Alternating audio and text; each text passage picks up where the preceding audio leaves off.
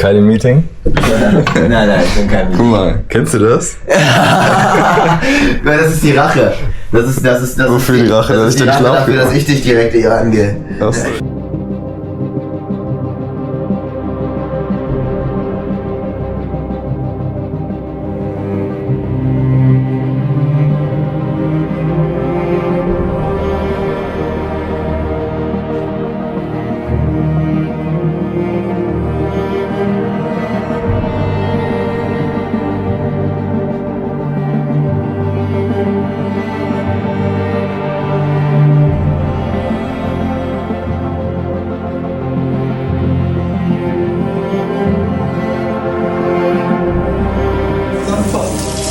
Guten Tag. Yeah, man. Yeah. Yeah, man. Wir sind hier in Hamburg City. Hamburg City.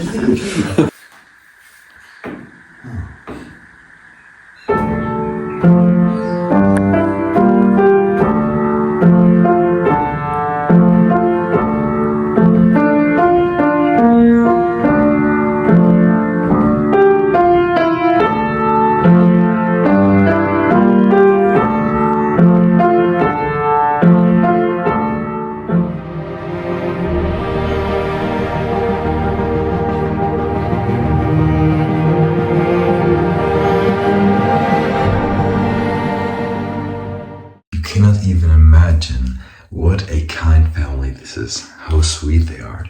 They offered me the shower back here. I have my own room with my own bed, and it is just magnificent.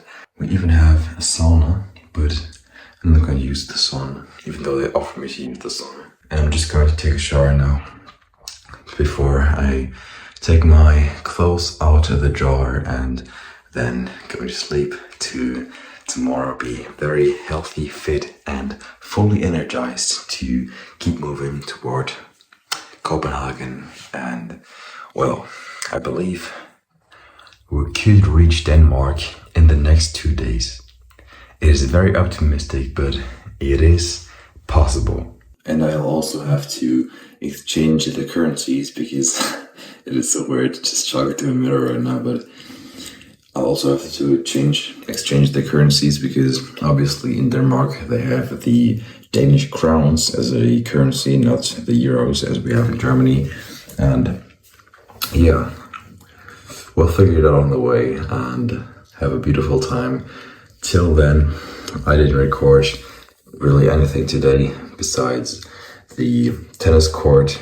I had pizza, so I ordered pizza. It was very, very tasty. It was delicious and it was family size, so it should keep me from getting hungry till tomorrow. And I even have 2 more slices left for breakfast. I think this concludes this day pretty well, and we'll meet tomorrow when it is time for Pedals and Purpose again. Pedals and Purpose continues and we go into the next round to Denmark, Copenhagen. Let's go. And off we go. It is 10 a.m. on a beautiful Friday.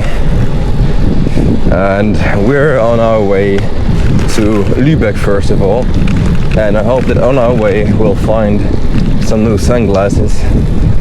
But before we do that, welcome back to Pedals and Purpose. I hope you enjoyed the last episodes. If you didn't see them, go rewatch them because it really is worth it. And well, we just left Lual's house. What can I say about his family, bro? They're so sweet, they're so kind, and I really appreciate them and respect them for letting me sleep in their house for 2 nights and just using all of their stuff. I couldn't thank them enough. And Lual, if you see this video, you are a big G. You are the biggest gangster I know. And I hope everything goes right with your business. You grow exponentially in the next couple of months, and I hope that your program, your tennis coaching program, goes through the godless roof. You will be a millionaire sooner than you realize, and I hope we'll meet again sometime. You really are a very cool guy. Besides that, we'll head to Lübeck first, as I just said, and then we'll see where we end up, because Lübeck is just 42 kilometers away from here, and 42 kilometers is less than a rest day, and we had our rest day yesterday, so we can't do that again. Unfortunately, I lost my permanent marker, so I'm not able to put a strap on my bike, on a bike frame for every checkpoint that I reach. Well, we'll have to figure that out and maybe just buy one new. But if you've never been here before on this beautiful channel and on this beautiful project and this tour from Cologne, 1,000 kilometers to Copenhagen, then I warmly welcome you and, well, join me on this beautiful trip and enjoy today's ride. I'm certain that today is going to be very eventful, just as the other days. Let's go how it sees. What is it? Let's see how it goes. Let's go how it sees, bro. I thought I slept enough. Obviously, I didn't sleep enough, but we'll do this. No worries. Let's go. Now, would you take a look at this? We are on the bike for 6 minutes and it already started raining and pouring. That's cool. So back on with our new rain jacket and hopefully we'll not get too hot because obviously we don't want to sweat too much and get everything wet again. So it is 2 hours and 40 minutes to Lübeck for 42 kilometers and yeah, we'll just do it.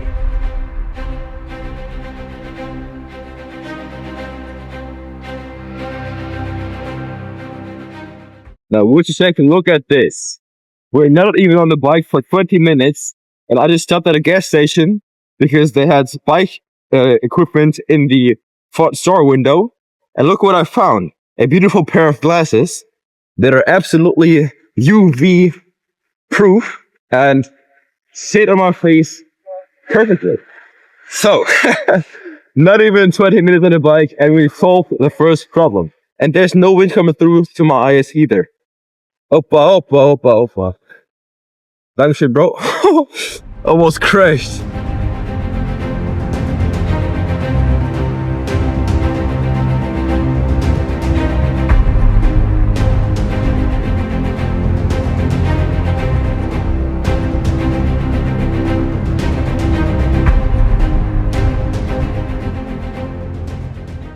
I cannot even imagine. This lady at the gas station was so nice and just gave me brand new glasses because the other one I just bought, they just broke and it was my fault because they were in my jacket and I tried to put my jacket back on there. But what a nice lady. 25 euros just like nothing. Well, we're going to be very, very careful with this one because I'm not quite sure if it was my fault entirely or those glasses are just not as elastic as they say to be. Alright, so with a new pair of glasses on, with a repaired and intact ones, we're going to go ahead and start today's ride finally and go towards Lübeck. Let's go.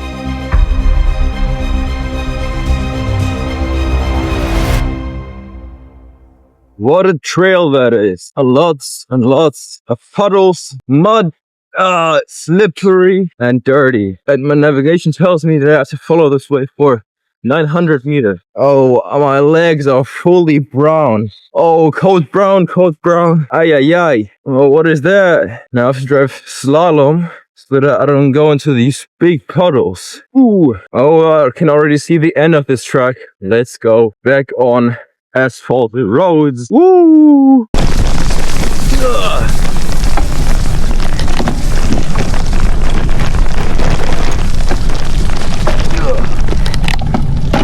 Oh my god, we made it. Little update from my side. We have a current speed of 20.7 kilometers an hour and we have traveled 25 kilometers so far in 1 hour and 20 minutes. But you need to consider that I didn't pause the navigation when I went into the store and when I was at the gas station to buy my glass. It's right about an hour for 20 kilometers or 25 to be exact. 24 kilometers left, still remaining until we reach Lübeck. And Lübeck is our next checkpoint. And I'll have to see, oh, I could have bought a permanent marker at the gas station. Man, I forgot. So I will have to do this in Lübeck, but we'll figure it out on the way. What I just realized is that due to the fact that the day before yesterday we did 180 kilometers, which is more than double, it is 100 more than the day before, we essentially did the distance, rode the distance of 2 days in 1 day. So what we did is we rested in Dortmund for 1 more day. So that means we have 1 day in minus and traveled 180 kilometers the day before yesterday. Then we essentially added that lost day back up. And now that I rested yesterday again, you only have 1 day in discrepancy that we arrive later. But as I just looked on my map, it is very possible that we ride the distance of 2 to 3 days today because I planned in rest days for the next 2 days. And because of the fact that yesterday I did a rest day and I pulled this rest day forward, then we can essentially just go until we find something that looks nice and until we can't go anymore. Today the original goal was Lübeck and I'm in Lübeck in like 15 kilometers. I'm not even properly warmed up as it feels. So I'm going to go through Lübeck, then straight to some beach, I don't know how it's called, then Grömitz. And at this very second, one person in particular that is watching this very video will know exactly where I want to go and why I want to go there. Shoutout Thomas. And as you will see in a couple hours, or I think it's 3 hours, as you will see, I will recreate a video, a short video that was made, I believe, 3 years ago on this very beach in Grömitz. And I will try to recreate this, even though it is rainy and very cold. I will try to recreate this very video and I'll put the original video on screen and then my recreation, and you will see the difference and the evolution in not only my body, but in the mental sphere also. So that's about it for this update. We'll keep going to Lübeck now, and then we'll meet again there.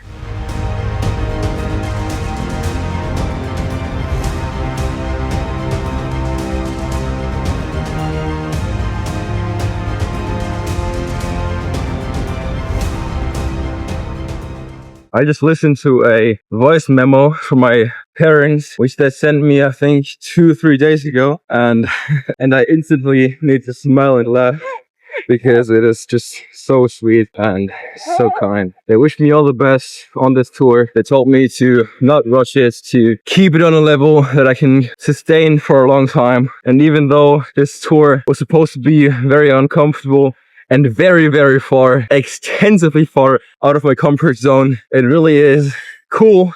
And I really enjoy it because even though it is very painful, and even now at 30 or something kilometers, my ass is hurting very, very bad. But this is just the price that you need to pay in order to reach your destination. And I will pay that price very happily because I know that it is not only about the destination, but it is about the path and the tour to the destination. And I really met some very beautiful and kind people these last couple days or this last week, and I'm really appreciative and I'm really grateful to be able to meet these people and again to be able to make this trip. As you can see, we have beautiful back roads here on the countryside.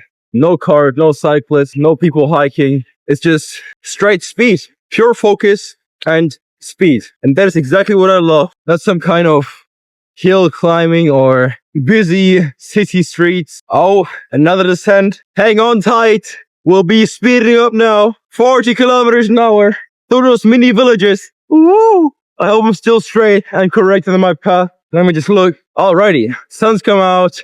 It's getting a bit warmer. Lots and lots of snakes and snakes.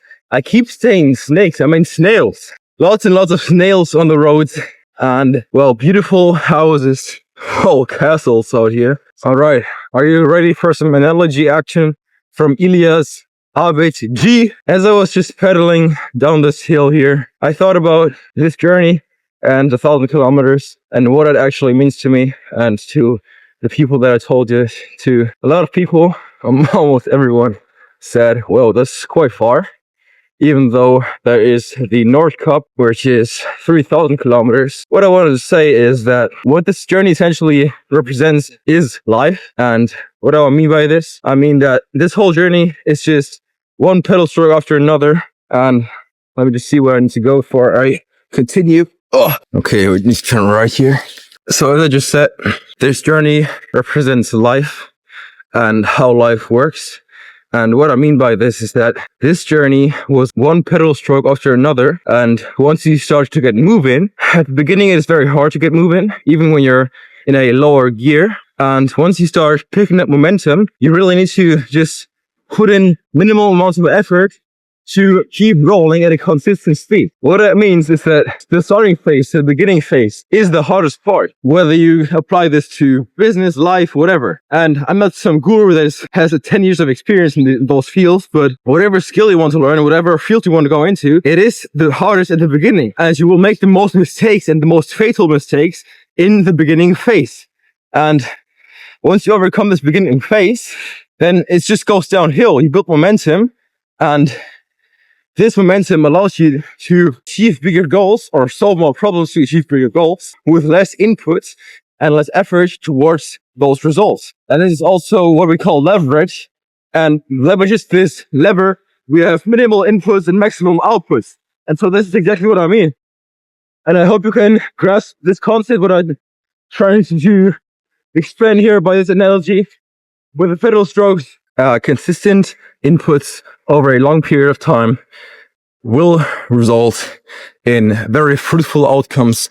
And as Newton's third law suggests that for every action there is an equal and opposite reaction, it applies to biking just as well as it applies to life and any other situation. So keep this in mind whenever you do anything. Well, really consider if the daily inputs that you have, the daily habits that you have, are in alignment with the goals you want to achieve.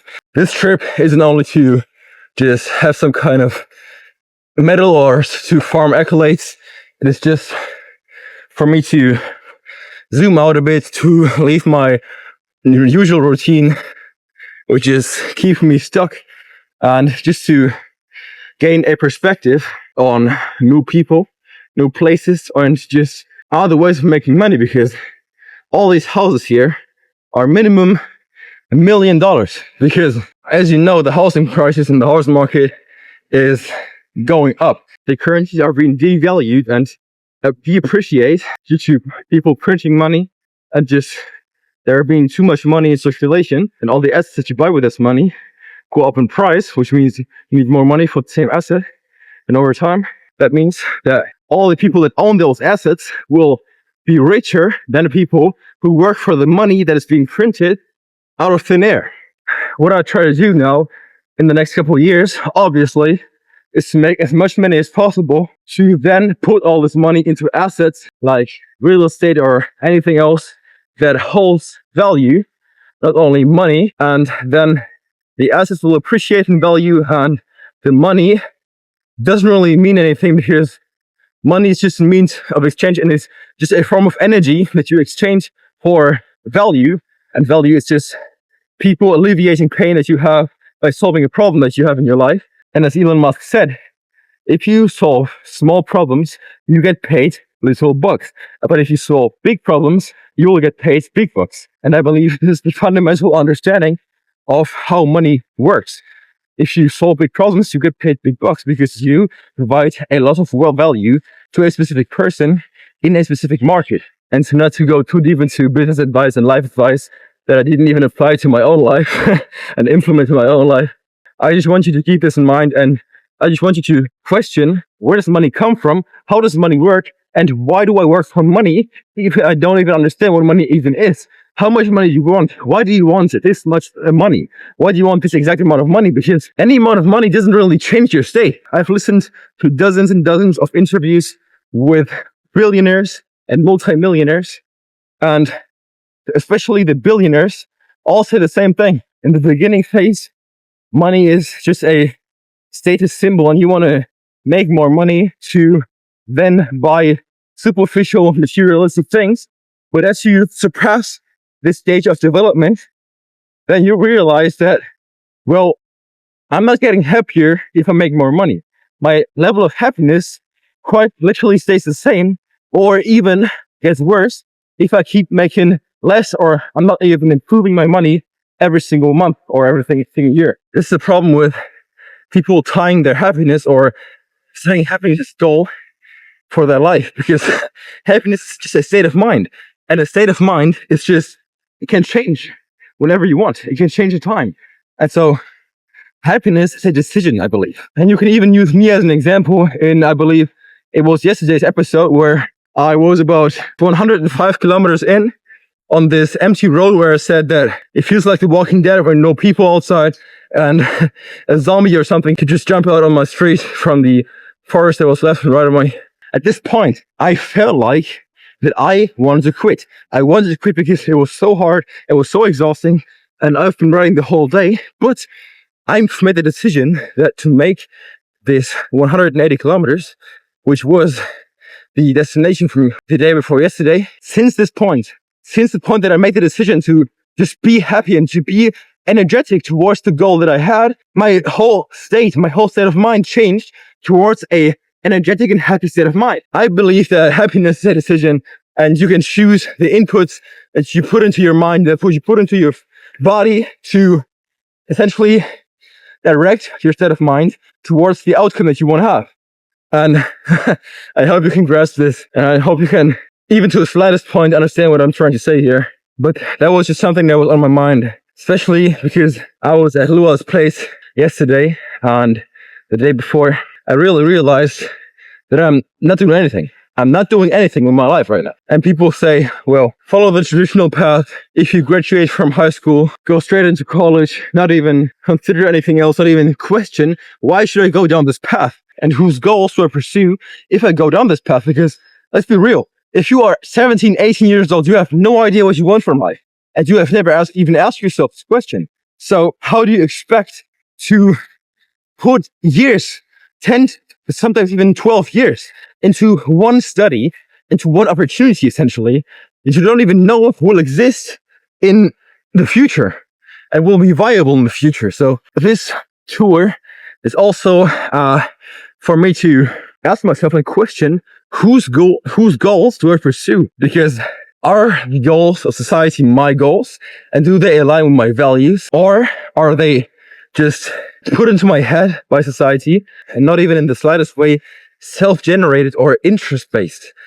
And that is one of the questions that I tackle with on this journey and on this path. There was a little excursion to what just goes on in my head right now, and I hope you enjoy this episode. We'll keep going on this path, hopefully around 100, 150 again kilometers a day. Let me just stop talking here and keep pushing the pedals, because as I just said, one pedal stroke after another, and this essentially represents the inputs that I have to input over time to reach my goal. Small inputs over a consistent basis, over a consistent period of time, will get me to Copenhagen, and this is just the thought process that I go through. And I obviously error correct based on the feedback that I get from my body, from my environment. That's just how I operate. And if you like it, so be it. If you don't, leave the channel and go do your own thing. But if you want to join me on this beautiful journey, stay here, keep watching, and let's go pursue the goal of Copenhagen and reach it within one piece, hopefully 2 to 3 days. And well, we'll meet you in Lübeck now.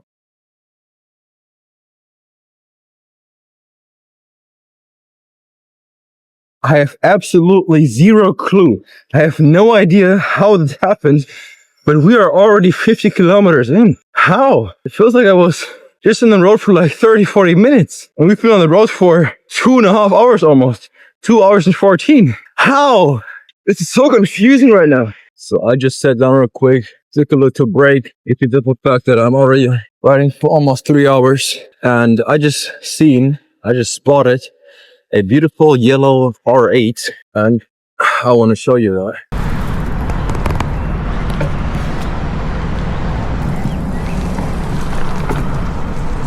So as I just said, I recorded a quick little video message for Lual and his family, and also for Lenny, who I didn't meet, unfortunately, because he's in Berlin, I think. But, well, I just thank them for their kindness, for their warm-heartedness, and that I hope they have a great day, and Lual is going to be successful anyway.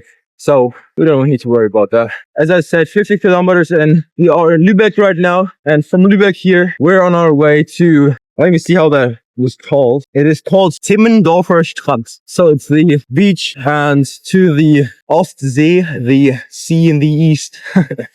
And, well, there were actually 2 R8s right there. One gray one and one yellow one with a spoiler, or with a wing. It wasn't a spoiler, it was a wing. The world famous Autobahn, where on some parts there's no speed limit, so you can go as fast as your car can. It's obviously one thing that Germany is very known for, the Autobahn.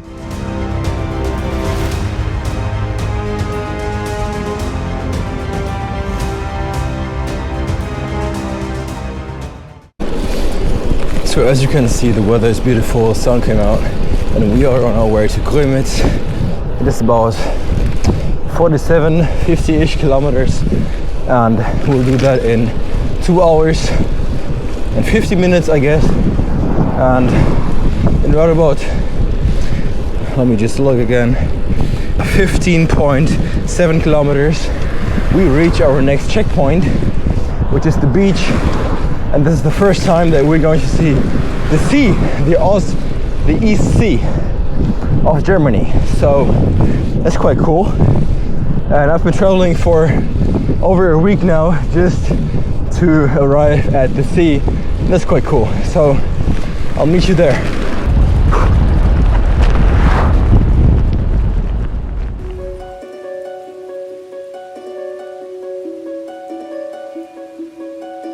Little heads up from me. We are 9.2 kilometers, 9.3 kilometers away from our next checkpoint, and we have traveled 60 kilometers so far, and it feels like 30, 35. I believe that my condition and my endurance is improving every single day, even if I feel very exhausted at the end of the day, each day. I'm not quite sure how this is possible, but I believe the rest day that I took yesterday was very necessary and very good for me to be able to push through today, and we'll see how it goes. Last 8.7 kilometers left until we reach the beach. This bike isn't laid out to be driven this hard, but it still rolls, it still functions as I wanted to, and that's quite cool. As you can see, the sun came out quite a while ago, and I need to adjust my outfit accordingly, but for now I just wear 3 layers.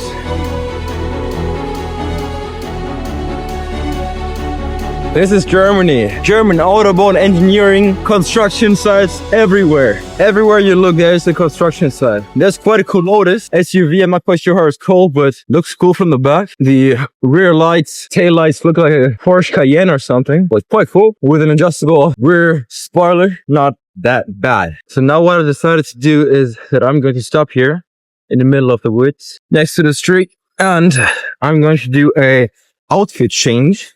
First of all, and second of all, I will come back to the checkpoint marks, the stripes, because as I just told you, we have received a black permanent marker. The previous one was blue, but it doesn't really matter. Let's think through. I believe we had Bremen City, where we had one. The motel was one. I believe I lost it there. Then Lual's place was one. And where I just stayed in Lübeck, or I just took a little break. So we have, let's just do 3. 1, 2, and 3. Now we are at 19 stripes. Alright, so as I said, I'm going to do a quick outfit change based on the very hot conditions out here.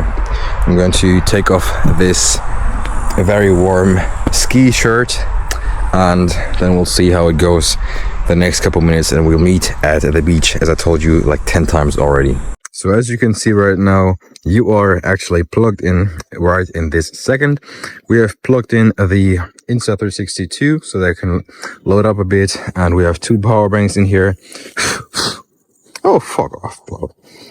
We have 1 power bank in here, and we have, my goodness, come on. And we have another power bank right in here, and with all the food. And I'm actually going to take some gum right now. So that's just what I wanted to tell you real quick. I just put on a brand new and dry t-shirt and this little cycling jacket over it so that I'm not that cold when it's windy. And also I have my new rain jacket as a backup if it is too cold and too windy. And I'm just going to eat some rice cakes now, and then we'll go to the beach. And hopefully the weather stays the same like this, and then we can go into the sea and do some beautiful swimming. And hopefully the water isn't as cold as the camping site in episode 3, 4. I'm so confused as to what episode this is, but let's keep on going. And I believe it is 20 minutes or something. Then we arrived at the beautiful beach. I'll keep you updated on the way if anything crazy happens, if any highlights happen, or anything that you wouldn't see normally in your day-to-day life. And this time I really mean it, meet you at the sea, at the beautiful beach, the sandy beach.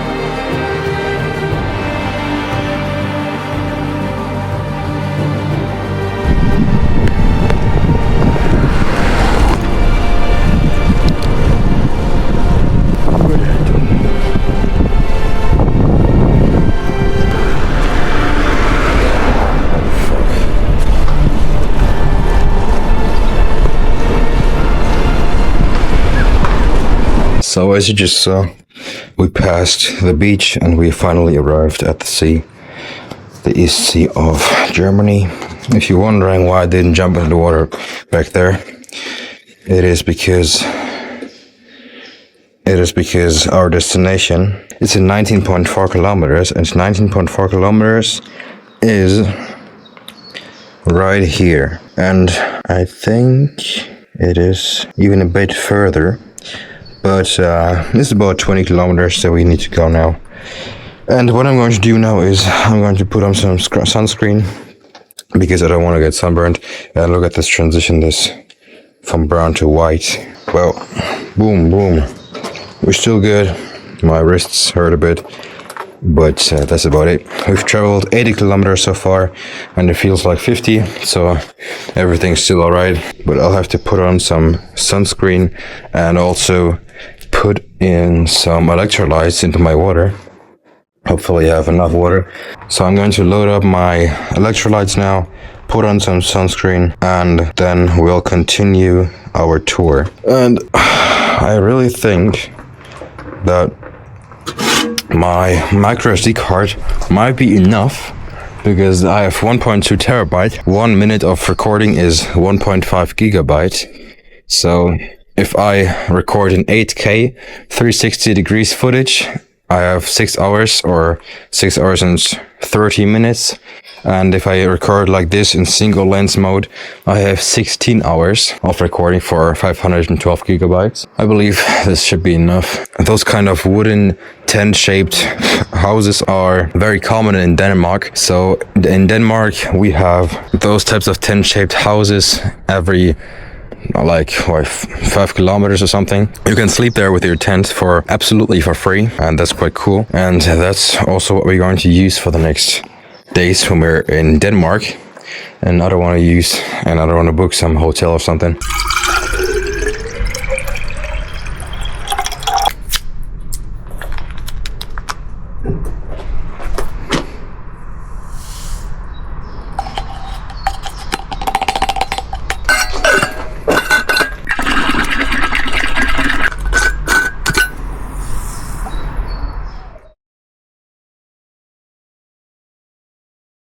Follow this way for 200 meters.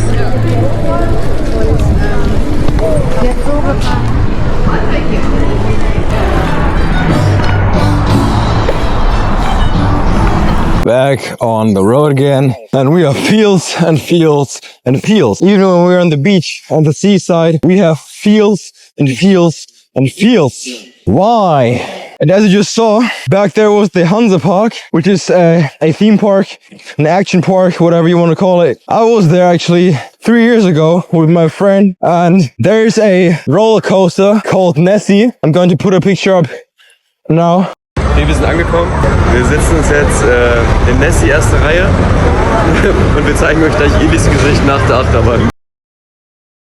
But Nessie, wow, it's just a thing between me and him because we experienced this together. And Nessie is a legendary status roller coaster. And if you know, you know, but this is really specific to me and him. Anyways, we'll be at our camping site. I just called them and they said that I have a spot left for me and it's right on the beach. So I just saw that there's a store here. I'm just going to look at how long the duration of our footage on the micro SD card that is currently inside is, and if it's enough, I'm not gonna buy one, but let's just see the prices here and let's see what capacity they have here, because I'm not gonna buy any more than 128 gigabytes. So little update. I just looked at the capacity that is still left, the footage, the storage of my micro SD card that is currently inside the camera, and it says that we have a single lens footage of 10 hours and 30 minutes left, and an 8K 365 degrees footage of, I think it was 4.5 hours, 5 hours left. That is quite enough for me. Let's see how it goes, and let's see how long it's going to take for us to reach our destination of Grömitz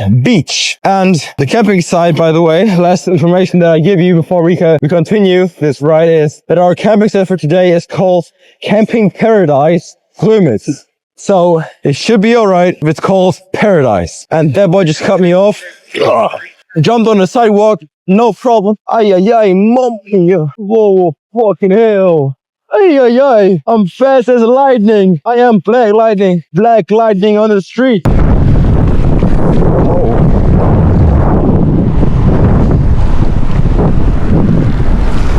What are those people doing with the roads?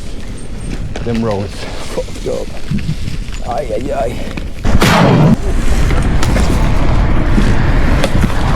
What the fuck? Ay, ay, ay. Did you hear this? This was my back tire. Take a look at this. It just completely blew. Wow. You know, I really expected this because a couple minutes back I felt like air was leaving the tire a bit, but for it to snap and to explode like this, I didn't expect that. And one thing that is also very funny is that the next checkpoint, or our destination, is 17 kilometers away, and on day 1, episode 1, our destination was also about 17 kilometers away from us. Then the rear tire blew too. So it is very, very interesting that my tire always seems to pop when we're almost there. So now obviously I can't just ride this bike 70 kilometers to the destination as I did on day 1. So I'm gonna have to sit down on that bench and change my rear tire in the heat and without any real food and energy into my body. That's quite cool. You know, would be very boring. I said it was boring because there was just field, but I didn't mean this when I said I wanted this ride to be more eventful. Well, I have one more spare tire left, so if the next one blows too, I'm considerably well, so we're going to change the tire now and we'll see how it goes. Figure it out. So I just messaged my brother Orhan because he was the one that changed the tire with me last time on the camping site in Dortmund. And well, I use his pump because my pump doesn't do 4.5 bar or 50 psi. And well, I guess I have to ring some doorbells to ask for a bike tire pump. Let's go ring some doorbells and hopefully get a pump. So I just met a gentleman at the red light. 2 Bar und 4 Bar. Was meinst du da? 2 Bar, 4 Bar? Ich habe eine normale Pumpe, so eine Standpumpe. Ja, die wird und ausreichen. mit unterschiedlichen Aufsätzen. Genau, ja. Ich habe nur so eine Handpumpe dabei und die geht halt nur auf. Genau. Warum fährst du nicht mit 2 Bar? Weil 2 Bar ist viel zu wenig Luftdruck für die ganzen Taschen und alles. Ja, Wir müssen mindestens 4,5. Auch auf der Felge dann, ne? Das stimmt, ja. Und Also 4,5 bis 5 Bar. Machen, ne? Ja, ich bin jetzt noch 17 Kilometer entfernt von Grömitz. Da ist mein Campingplatz für heute. Geil. Okay, alles voll verstanden. Ja, alles klar. Nicht, dass ich jetzt komme und dann brauchst du eine ganz andere Pumpe. Das wäre ja schade gewesen. Nee, die Aufsätze habe ich auch selber dabei. Ich brauche nur die Pumpe. Ja. Dankeschön. And there he was again. So I just met this gentleman at the red light and I asked him if he lives here nearby and if he would be so nice and lend me his tire pump for the bike. And he said, well, I live 2 kilometers from here, but I can grab my tire, my pump, and I can come back to here in about 15 minutes approximately. And that's quite cool. That's very, very nice of him. And now I have 15 minutes time to get the tube out of the tire and to put the new tube in, because when he comes with his pump, I need to be able to just pump it up and let him go, because I can't just let his pump stay here for too long. So I'm just going to have to put all these things off the bike, then we'll flip it over and we'll do a tire change just as you know it. But that is very, very annoying. But anyways, sun is shining, everything is beautiful. Beautiful day, just a little inconvenience. That's just what happens on such a tour. Now let's just very, very quickly take out the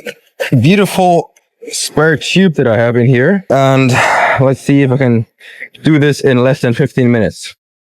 So I took out the tube of the tire and here you can see it just exploded. It completely popped. Actually, it was just tube, not the whole tire or anything on the rim, but everything looks clean. Everything looks fine here. Now we'll just put in the new tube and hopefully the guy, the gentleman, comes back with his pump. Besides that, the tire looks all right.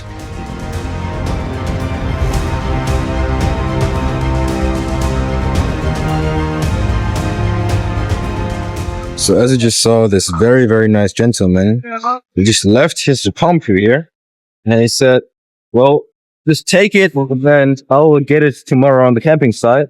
Then he drives there to grab it. And one thing we noticed too is that it isn't even the tube only. It is, can you see this? It is completely torn apart. So I'll have to buy a new tire, and not only the tube. And as you can see, there is a very heavy 8 in it. I'll tighten this up right now, and then we'll go to the store that is still open to get a new tire. And hopefully they have one my size. Otherwise I'll have to, well, I don't know. I'll have to just push and walk 17 kilometers. That's not cool. Well, welcome to Ilias Arbeit hiking channel. In today's episode, we have an exploded rear tire and we have a pump. And so now we are on our way to a store, which hopefully has tires for me. And the gentleman says that the store closes at 9 p.m. So we should make it there in time because it is just 800 meters away from here. Hey, you can't even imagine. This gentleman was so nice and kind that he just lent me his pump. He said, this pump has been in his family for decades and he just gave it to me, bro. I've known him for 10 minutes and I met him on a red light where we were waiting with our bikes, and he said, yeah, I'm a big bike guy and I like working on bikes. So there you go. Take my pump and I'll just get it from the camping site when you leave. I'll drive over there by myself. And this guy, bro, he is such a gentleman. And now hopefully my tire makes it all the way to the store with all the weight on the back, because I have no spare tubes anymore. So if this tube blows, I am screwed. So welcome to Familia. And this time we're going to do it a bit differently, because usually I just let my bike stay outside with all the bags and I don't even lock it up. But now I'm going to take all my bikes and I'm going to lock my bike up. Let's just lock our bike up here and then search for a new tire.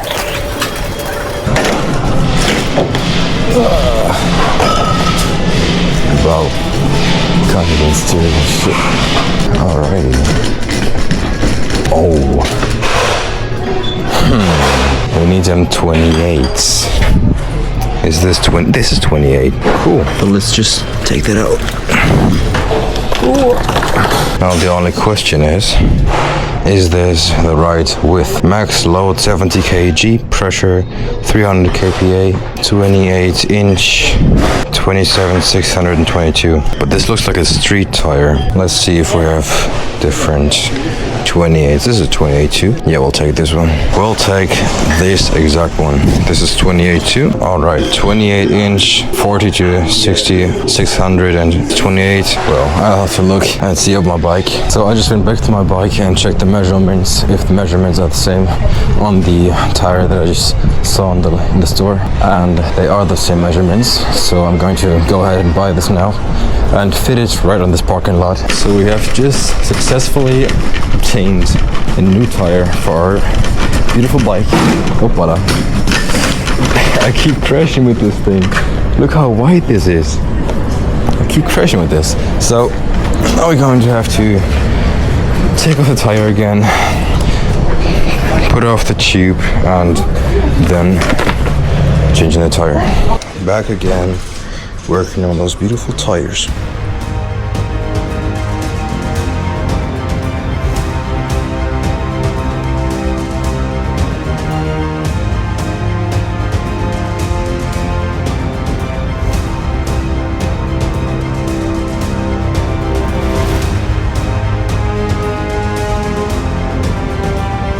You will not believe this.